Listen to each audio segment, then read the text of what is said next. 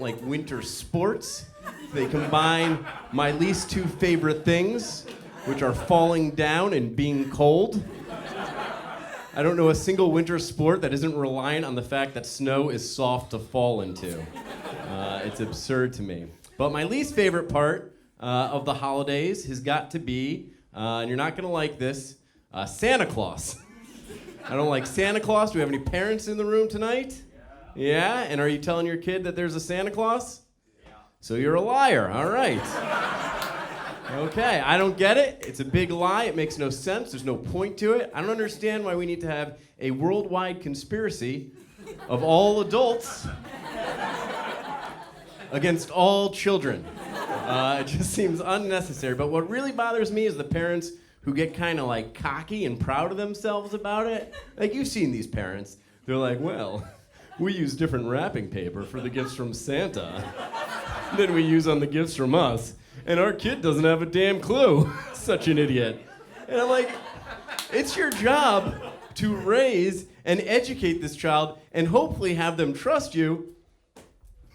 And you're doing this. I don't get it. I will tell you, though, a couple years ago, I was there when my niece found out that there was not a Santa Claus. And I have to admit that I did enjoy a bit. I took some pleasure in it. At the time, we were having, our Christmas gathering, and her father was talking to her grandfather, and her grandfather asked, well, what did you get the girls for Christmas? And her father goes, oh, we got the girls a hoverboard.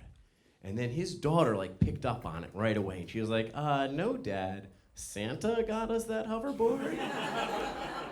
And then he hesitated for just a split second, and it was over. He's like, oh, yeah. Santa got them the hoverboard, but it was too late. She was doing math in her head. She's like, and then she's like, also, Santa's handwriting looks a lot like Mom's handwriting.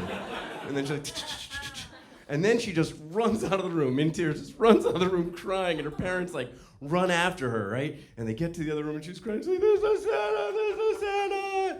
And they're like, yeah. Yeah. There's no Santa. And she's like, why?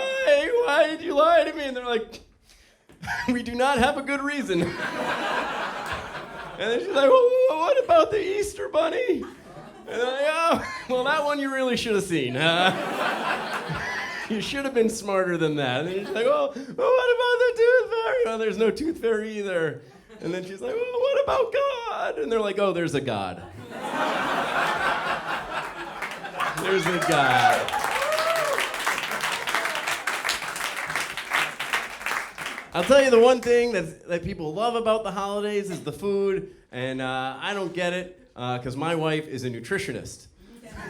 So I do not get to enjoy the food at all. Not at all. My wife has a plan for me now. She wants me to live a very long time and be unhappy for all of it. But I'll tell you, she's got a real knack for the nutrition thing. She can track the root cause of any digestive issue I'm having to what I've been doing lately that's bothering her the most. So when I used to get gassy, she's like, it's probably all that beer you drank. Or I had a stomachache, she's like, it's probably all that greasy food. Or if I'm nauseous, she's like, it's probably because you can't support us financially. Guys, I'm Joe Gerics. Thank you very much.